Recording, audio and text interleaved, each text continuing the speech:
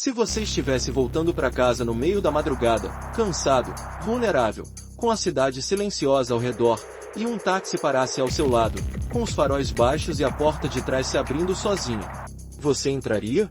Muitos em Recife entraram. Poucos voltaram. E os que voltaram, trouxeram consigo algo que jamais conseguiram apagar. Tudo começa sempre da mesma forma. Uma madrugada abafada, uma rua pouco iluminada, um carro antigo, um Santana preto, do fim dos anos 90, com pintura fosca e um letreiro de táxi iluminado em vermelho. Ele nunca buzina. Ele nunca chama. Apenas aparece. Silencioso. Parado. Como se estivesse esperando por você. O motorista não fala. Seu rosto parece embaçado, como se um véu de fumaça o escondesse. Mas é o olhar que mais assusta, um brilho opaco, morto, sem alma. Não importa quem entra naquele carro, todos apagam em poucos minutos. Como se fossem dopados. Como se o próprio carro tivesse o poder de apagar consciências. E quando acordam? Não estão mais em Recife. Estão em Paulista. No cemitério abandonado de Campo Santo. Alguns acordam em covas rasas, com a terra ainda solta ao redor. Outros, deitados sobre túmulos quebrados, como se tivessem sido largados lá com descaso. A única coisa em comum entre todos os sobreviventes é a marca no braço, uma tatuagem grotesca, como se tivesse sido queimada na pele com ferro em brasa. Um número.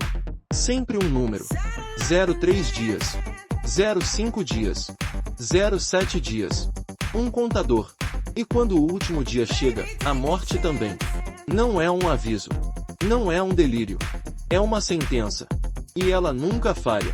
A polícia trata os relatos como alucinações causadas por drogas. A imprensa ignora, chamando de lenda urbana. Mas existe alguém que sobreviveu, e não esqueceu. Laura Albuquerque, jornalista investigativa, foi uma das vítimas. Ela entrou no carro. Ela apagou. Ela acordou no cemitério com uma marca no braço. Mas seu contador zerou. E ela continuou viva. Laura passou a ser assombrada por pesadelos, vultos em reflexos, barulhos de motor quando não havia nenhum carro por perto. Ela começou a investigar. E o que descobriu é que o táxi não é apenas um veículo. É uma maldição. Uma dívida de sangue. Décadas atrás, aquele carro foi cenário de crimes impunes, desaparecimentos abafados e pactos realizados no silêncio da noite. Agora, ele percorre Recife como um justiceiro sombrio, punindo pessoas marcadas por algo que nem elas entendem. Às vezes, por terem errado. Outras vezes, apenas por estarem no lugar errado. Na hora errada. E se você acha que está seguro por não pegar táxis, pense duas vezes. Esse carro já foi visto parado em frente a hospitais, pontos de ônibus, universidades, bares e até igrejas. Às vezes, sem motorista. Às vezes, com alguém olhando de dentro. Laura quer descobrir quem está por trás disso. Ou o que. E para isso, ela sabe o que precisa fazer. Ela vai voltar a entrar naquele táxi. Voluntariamente. Mesmo que isso custe a própria alma. Essa é uma corrida sem destino. Sem mapa. Sem volta. E o taxímetro não marca dinheiro. Marca tempo de vida. Se você ouvir o motor roncando no fim da rua. Se vir os faróis baixos iluminando seus pés. Se a porta se abrir sozinha. Corra. Ou entre. E descubra o que acontece com quem aceita essa corrida do inferno. Se gostou dessa história, confira outras aqui do canal e comente o que achou. Se inscreva no canal. Ative o sininho. Recife nunca dorme de verdade. A cidade tem um som próprio, mistura de buzinas distantes, sirenes perdidas, ondas quebrando ao longe, e vozes que sussurram onde não devia haver ninguém. Mas naquela noite, algo estava diferente. O ar parecia mais pesado. As luzes mais fracas. O tempo, suspenso. Laura Albuquerque, 29 anos, jornalista investigativa do Recife Noturno, caminhava sozinha pela Avenida Norte depois de uma pauta frustrada. Ela tentava desvendar uma série de desaparecimentos recentes, todos envolvendo pessoas que saíram de bares, faculdades ou pontos de ônibus e nunca mais foram vistas. Nenhuma conexão clara entre elas. Até onde a polícia sabia, eram apenas estatísticas da violência urbana. Mas Laura sabia que havia algo errado. O padrão era invisível aos olhos comuns, mas gritava aos olhos treinados de quem já havia se afundado demais nas sombras da cidade. Laura não era uma repórter qualquer. Cresceu em Afogados, acostumada com o cheiro de esgoto nas marés baixas e com as histórias que sua avó contava sobre carros que levavam gente embora para nunca mais. Sempre achou que eram apenas lendas para assustar crianças. Até a noite em que se tornou parte da história. Ela saiu da redação tarde demais. Já passava da meia-noite. O transporte público já havia sumido, e o sinal do celular oscilava. Decidiu seguir a pé, mesmo sabendo dos riscos. Usava uma mochila nas costas e uma lanterna pequena presa à chave. Enquanto andava pela calçada rachada, sentiu um calafrio repentino, como se alguém observasse de um beco. Quando se virou, não havia ninguém. Foi aí que viu o táxi. Parado. Faróis baixos. Pintura preta e fosca. Um Santana antigo, como os que o pai dela dirigia nos anos 90. O carro não fazia som. Só estava ali, imóvel. A porta de trás se abriu com um estalo seco. E mesmo com todos os instintos gritando para correr, Laura ficou. Algo dentro dela dizia que aquele momento era inevitável. Ela se aproximou, hesitante. O motorista não disse uma palavra. Seu rosto estava parcialmente encoberto por sombras e um boné velho. Mas havia algo naquele olhar, um vazio fundo, como se encarasse além da vida. Laura entrou. A porta se fechou sozinha. E o mundo apagou. Quando abriu os olhos, não estava mais em Recife. Estava deitada sobre terra úmida, cercada por túmulos antigos, muitos sem identificação. Um corvo grasnava de cima de uma cruz quebrada. A madrugada estava fria, silenciosa, sem sinal de vida. O cheiro de morte era sufocante. No braço esquerdo, sentia dor, como se algo tivesse sido arrancado. Quando levantou a manga da camisa, viu uma tatuagem horrível, irregular, como se feita por mãos não humanas. 04 dias. Era isso que estava escrito, em letras queimadas na carne viva. Desnorteada, Laura saiu cambaleando entre os túmulos até encontrar um portão enferrujado. Do outro lado, uma placa apagada revelava o local. Cemitério Campo Santo, Paulista. Ela não fazia ideia de como tinha ido parar ali. E mais importante, por que estava viva? Nos dias seguintes, tentou entender o que havia acontecido. Procurou a ajuda da polícia. Relatou o fato. Mas não havia registros de nenhum táxi naquela noite. Nenhuma câmera registrou sua passagem. Nenhuma corrida foi marcada em apps. Para todos os efeitos, Laura simplesmente desapareceu e reapareceu em outra cidade. Foi só quando pesquisou mais profundamente que encontrou algo assustador. Ela não era a única. Ao menos 3 outras pessoas relataram o mesmo padrão. Entraram em um táxi à noite, em diferentes bairros de Recife. Acordaram em Paulista. Marcas idênticas no braço. E todas morreram exatamente no dia marcado. Uma foi encontrada enforcada no banheiro de casa. Outra, esmagada por um caminhão. A terceira, desapareceu e só restaram seus ossos dias depois, identificados pela tatuagem ainda preservada na pele endurecida. Laura, no entanto, seguia viva. O tempo da tatuagem passou. O 4º dia chegou. E nada aconteceu. Ou melhor, algo aconteceu, sim. Mas não o que ela esperava. Desde então, começou a ver vultos refletidos em vidros. Sons de buzina à noite. Rastros de pneus na porta do prédio onde morava. E, o mais estranho, ela sabia onde o táxi iria aparecer. Ela o via antes de todo mundo. Às vezes, parado na esquina. Outras vezes, cruzando a rua ao longe. Sempre silencioso. Sempre presente. Era como se o carro tivesse deixado algo dentro dela. Um fragmento. Uma ligação. E foi aí que Laura tomou a decisão mais insana e corajosa da sua vida. Ela iria atrás do táxi. Mas não para fugir. Para descobrir a verdade. Porque se o carro voltasse, ela entraria de novo. Por vontade própria. E dessa vez, não seria passageira. Seria caçadora. Laura Albuquerque não era mais apenas uma jornalista em busca de respostas. Ela havia se tornado uma mulher marcada por algo invisível, algo que parecia segui-la com olhos que ela não podia ver, mas sentia. Os dias que se seguiram à sua experiência no cemitério não foram normais. A vida que conhecia não existia mais. Tudo agora girava em torno do táxi, da marca e da morte. Ela não conseguia dormir direito. Sempre que fechava os olhos, era transportada para o mesmo pesadelo. Sentada no banco de trás do carro, vendo as luzes da cidade passarem rápido demais pelas janelas, ouvindo o som de um taxímetro que girava com cliques cada vez mais altos. Mas o mais perturbador era o espelho retrovisor. A cada sonho, o motorista se virava aos poucos, e o rosto dele começava a se revelar. Nunca completamente. Apenas pedaços. Um olho sem pálpebra. Uma boca costurada. Pele queimada como se tivesse sido arrancada. E a voz, um sussurro que dizia: "Você voltou." Mas não devia. Durante o dia, Laura começou a investigar mais profundamente. Visitou famílias das vítimas anteriores. Todas haviam contado as mesmas coisas: um táxi antigo, motorista silencioso, e a marca no braço. Mas havia um padrão mais oculto: todas as vítimas tinham envolvimento com alguma tragédia no passado. Um atropelamento não resolvido. Um caso de corrupção abafado. Um abandono fatal. Laura se perguntava se o táxi escolhia suas vítimas por seus pecados ocultos.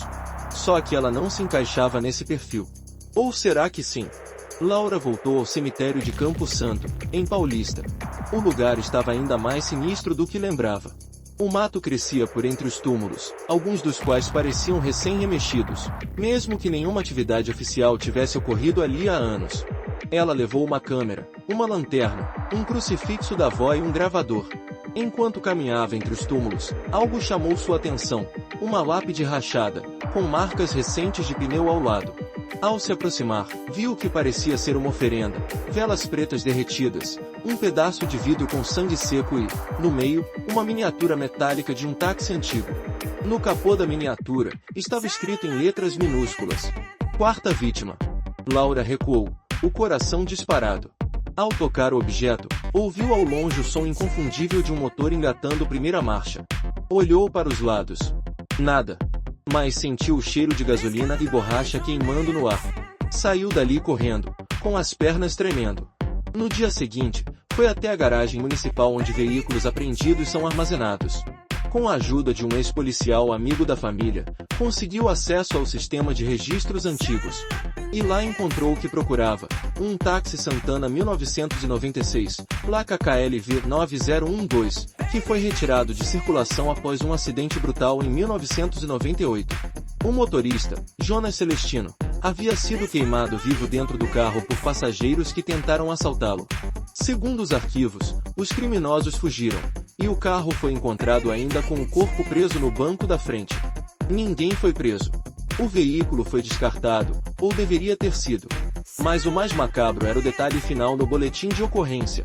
O corpo estava em posição natural, sem sinal de tentativa de fuga. Como se o motorista aceitasse morrer. Laura sentiu um arrepio subir pela espinha. Voltou para casa tremendo, com a certeza de que o táxi que agora assombrava Recife era o mesmo. Reformado. Ou pior, refeito por algo que não era deste mundo. Ela então decidiu agir. Em seu apartamento, espalhou mapas da cidade com marcações dos desaparecimentos. Horários. Locais. Fases da lua. Com os dados cruzados, percebeu algo assustador. O táxi aparecia sempre em noites de lua nova, em pontos próximos a hospitais, delegacias e igrejas. Locais de desespero e culpa. O próximo ponto era previsível: Rua da Aurora. 3 dias depois. Meia-noite. E Laura estaria lá. Preparou tudo.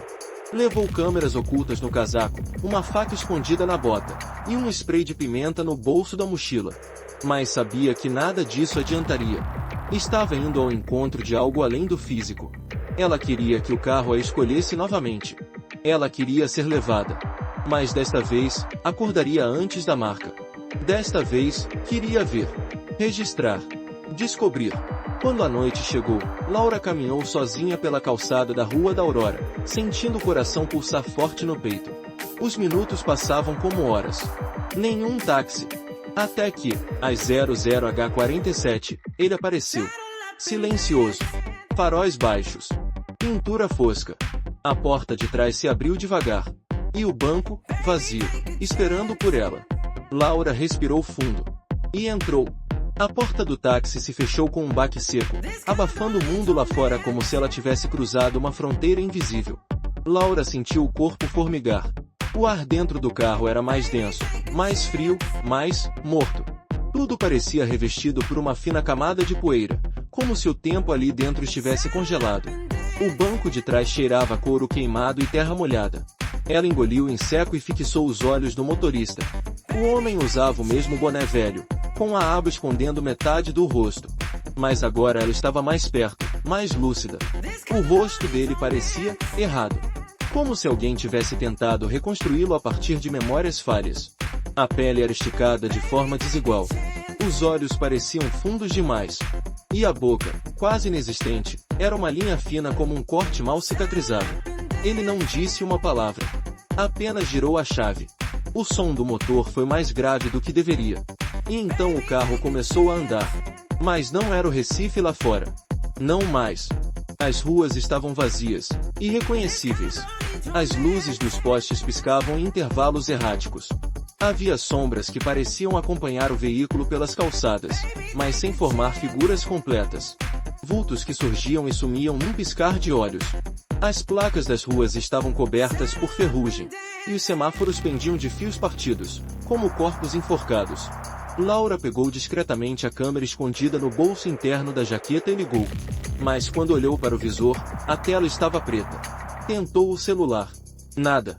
Nenhum sinal. Nenhuma imagem. Como se o próprio tempo tivesse sido apagado. Ela então se concentrou no espelho retrovisor.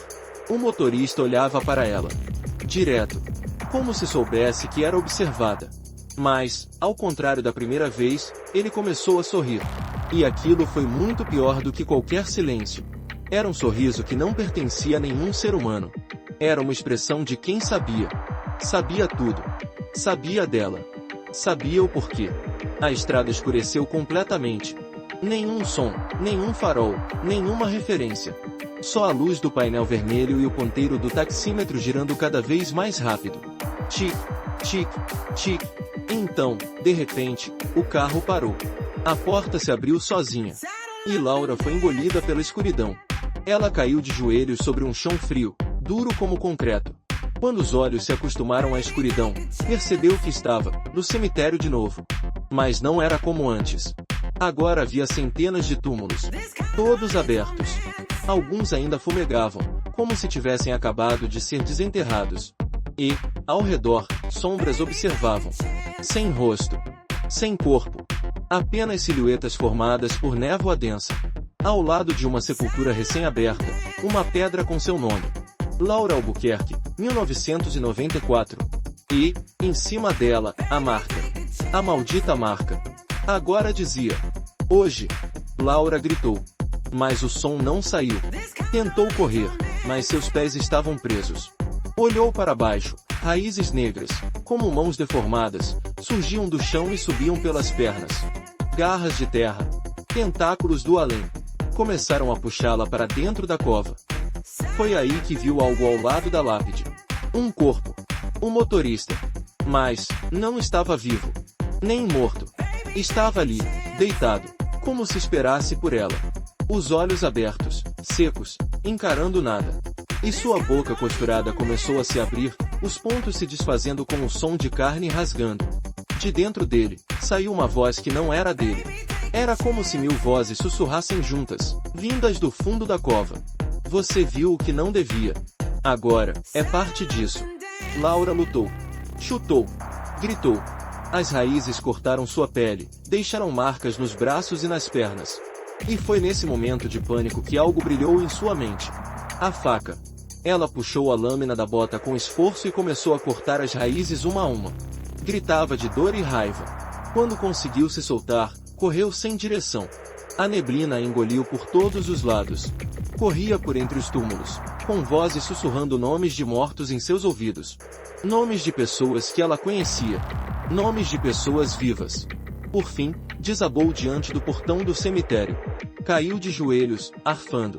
Quando olhou para trás, tudo estava silencioso de novo. O cemitério parecia normal. Não havia lápide com seu nome. Não havia corpo. Nem raízes. Nem motorista. Só ela. Sozinha. E viva. Olhou para o braço. A tatuagem ainda estava lá. Mas agora. Estava apagando. A tinta sumia, lentamente, como se nunca tivesse existido. E quando a última letra desapareceu, algo dentro dela mudou. Ela sobreviveu. De novo. Mas sabia, com toda certeza, que aquilo não havia acabado. O táxi a deixou sair. Mas não por misericórdia. Foi porque agora ela era parte dele. Nos dias que se seguiram, Laura tentou retomar a vida. Tentou voltar à redação, fingir normalidade, escrever sobre política, cultura, pautas leves. Mas algo dentro dela estava quebrado. Irreparável. As noites nunca mais foram silenciosas. Sempre havia um som distante de motor. Sempre havia faróis cortando seu campo de visão, mesmo quando não havia carro nenhum por perto. A marca no braço tinha sumido, sim, mas algo novo nasceu no lugar, uma cicatriz em forma de volante, como se gravada direto em seu nervo. Queimava quando ela dormia. Pulsava quando ela fechava os olhos. E, o pior de tudo, era o que ela sonhava. O banco da frente. O volante. E o taxímetro rodando, sob suas próprias mãos. A conexão com o carro não desapareceu. Ao contrário, se intensificou. Certa noite, ao chegar em casa, encontrou um envelope sob a porta. Nenhuma identificação. Apenas uma fotografia dentro. Nela, um corpo. Jogado em um túmulo aberto. Com uma tatuagem no braço, 02 dias. E ao fundo, o reflexo de um táxi no vidro de um túmulo de mármore. Um Santana preto. Com ela mesma no banco da frente. Laura sentiu o mundo girar. Não lembrava de nada. Nenhuma saída, nenhuma noite apagada. Mas ali estava. No reflexo. Como motorista. A partir daquele dia, ela começou a perder a noção do tempo. Horas sumiam. Lugares pareciam distantes mesmo quando estavam próximos. E depois vieram os relatos. Desaparecimentos em Olinda. Depois em Jaboatão. Depois novamente em Recife. Testemunhas diziam ter visto um táxi antigo, dirigido por uma mulher de cabelos escuros e olhar vazio. Alguns diziam que o carro não fazia curvas. Deslizava. Outros juravam que ele aparecia no meio da pista, sem som, como se teleportado. Laura começou a duvidar da própria sanidade. Reviu as imagens das câmeras ocultas que tentou levar no táxi. Todas danificadas. Apenas estática. Exceto por um segundo, um único segundo em que o vídeo captou o rosto do motorista. Mas não era Jonas Celestino. Era ela. E foi aí que tudo fez sentido. O táxi não mata a todos. Alguns ele marca. Outros ele consome. E alguns poucos, ele possui. Laura não escapou. Nunca escapou. Ela foi escolhida. Para continuar o ciclo. A maldição não era um castigo. Era uma herança. Alguém sempre precisava assumir o volante. Alguém sempre precisava guiar as almas marcadas até o fim. Na última cena que ela lembra, estava dirigindo. A cidade parecia em ruínas. As luzes vermelhas, as sombras mais densas, os passageiros no banco de trás desmaiados. No rádio, sussurros. No espelho, os olhos dela, vazios. Ela não sentia culpa. Ela sentia propósito. Porque, no fundo, algumas pessoas mereciam aquele fim. E o táxi só levava os escolhidos. Os condenados. Ela era apenas o meio. A jornalista sumiu. Seu apartamento foi esvaziado. A redação do jornal nunca mais teve notícias. Mas em noites de lua nova, motoristas juram ver um carro preto parado na beira da Avenida Norte. Às vezes com a porta aberta. Às vezes com faróis acesos. Às vezes com a figura de uma mulher ao volante, esperando. E, de tempos em tempos, alguém acorda em um cemitério em Paulista. Com uma marca no braço. E um número. A nova condutora do inferno segue sua rota. Mas o carro não para. Nunca. Enquanto houver culpa, haverá corrida. E enquanto houver passageiro, haverá alguém esperando, no banco da frente. Porque essa é a regra. O táxi não mata. O táxi julga. E Laura, agora é a justiça sobre rodas. Se um dia você andar pelas ruas de Recife depois da meia-noite, se estiver sozinho, cansado, e um táxi antigo parar ao seu lado, com a porta se abrindo sozinha, pense duas vezes. Porque a corrida não custa dinheiro. Ela custa tempo de vida.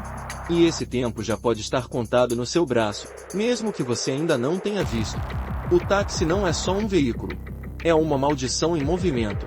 É um pacto ambulante, que vaga por entre os bairros, farejando o cheiro do arrependimento, da culpa, do passado mal resolvido. Alguns acham que são vítimas. Outros foram apenas escolhidos. Mas a verdade é que o táxi não busca inocentes. Ele busca os que carregam sombras na alma. Laura Albuquerque se perdeu no meio dessas sombras. Ela queria justiça. Queria expor o mistério.